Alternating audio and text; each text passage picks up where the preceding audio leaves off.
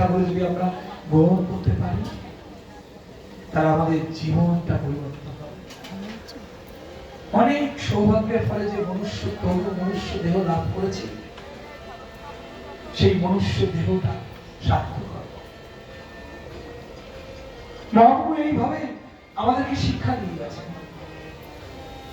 মহাপ্রভুর শিক্ষা বড়ই অদ্ভুত। যদি আমরা মহাপ্রভুকে জানতে পারি, যদি আমরা মহাপ্রভুর চরণতলে পতিত হতে পারি, তাহলে মহাপ্রভুর করুণা বাড়ি আমাদের প্রতি বর্ষিত হবে। ভক্ত অত সহজে চেনা যায় না। একবার মহাপ্রভু দক্ষিণ দেশে গেছেন, দেখছে এক ব্রাহ্মণ গীতা পড়ছে।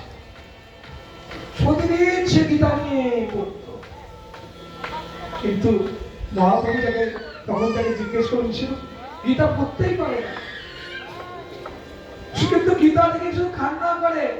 মহাপ্রভু বলেন, কেন দেখো, কেন কান্না করো? বলে, আমি তো গীতা পড়তে পারি না, কিন্তু গীতায় যে এই যে কৃষ্ণের যে চিত্তপট রয়েছে, যে অর্জুনের চিত্তপট রয়েছে, এই দেখে আমি পরম আনন্দ পাই যে এই গীতা ভগবানের মুখ নিঃসৃত জ্ঞান, ভগবান স্বয়ং এই জ্ঞান প্রদান করেছে, আর অর্জুন সেই জ্ঞান গ্রহণ করেছে। আর এই গীতা নিয়ে প্রতিদিন গীতা নিয়ে কান্না করতো। মহাপ্রভু বলেন, তুমি শ্রেষ্ঠ গীতা পাঠক। আর সবাই কি বলতো, আরে দেখ ভণ্ড, ও গীতা পড়তে পারে না, প্রতিদিন গীতা পড়ে কান্না, চোখের জল ফেলে, কত নাটক করে, আমার মতো ব্যক্তি হলো তাই। কিন্তু মহাপ্রভু কি দেখালেন? তাই মানুষকে বাহ্যিক ভাবে চেনা অনেক জটিল কাজ, অনেক জটিল কাজ। তবে হ্যাঁ, জগতে চলতে গেলে সবার সাথে মানিয়ে চলা যায় না, সেক্ষেত্রে সম্মতি একটু দূরে থাকতে হয়।